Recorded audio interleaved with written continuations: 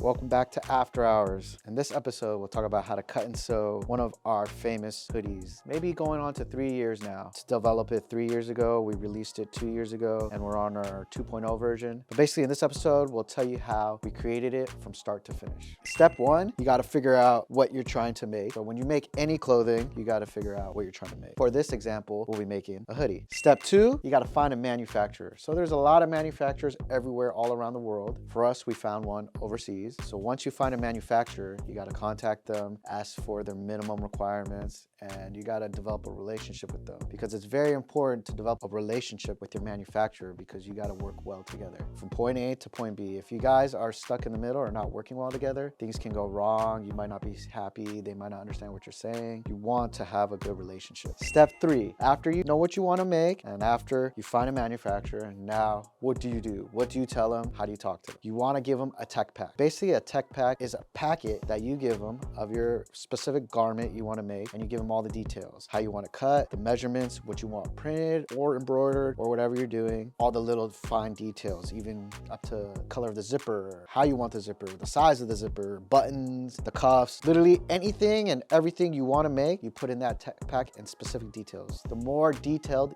you are, the better it is, because it helps the manufacturer understand what you're looking for. Step four, after you go through 1, 2, 3, step 4 would be your sample step. So you talk to your manufacturer, you gave them your tech pack, you express what you want with your garment. Now you're gonna get the sample process. So for the sample process, usually for us, for example, for our hoodies, it took us 3 different samples to come up with our final step. The importance of sampling, each sample you get, you could fine tune the details you want. And I recommend making extra samples if you have to, because usually the manufacturer will follow the last sample you've done directly. So if your final product is exactly the way you want it, then you would go to production. If it's not the way you want it, even if it's small details, I recommend making an extra sample, even if it costs a little bit more, because what is an extra cost for one sample versus making a whole production? Step 5, the production. So the production, finished your last sample and you're happy with it, and now you're going to full production mode where they make X amount of quantity, and after that you get it shipped here, or if it's local you pick up and you get to see your final product. So within the sample process, you'll get a fabric book, is a book of the material you made, how it feels, how much it weighs, GSM is, which is basically the weight, and this fabric book will tell you all the details of what you need, and it should give you colors as well. So for example, this is our fabric book for our hoodies. So once we found the material blend we were looking for, we got that piece, which is right here. From that piece, you can choose all the colors they have. Give you all the colors and dyes they can do. If you want a very specific color, sometimes they could do it, but you would just need. So a lot of times in cut and sew factories, they call it MOQ, which means just how many quantities. So each factory is different, but each factory has an MOQ you need for them to produce. So this is one of our hoodies we released about a year ago. We have the little logo hit right here. We have the no strings right here. We have our tag we created right here, custom wash label right here. So basically we made a very simple hoodie. This is just heat pressed on rubber. This is kind of the final product. So if you look at it, it went down to the details, how this was cut, everything is, the measurements, how to shape the hood, stitching lines we wanted, and obviously the fabric on the inside as well. Like I said, the more detailed you are, the better it is for the manufacturer to understand. But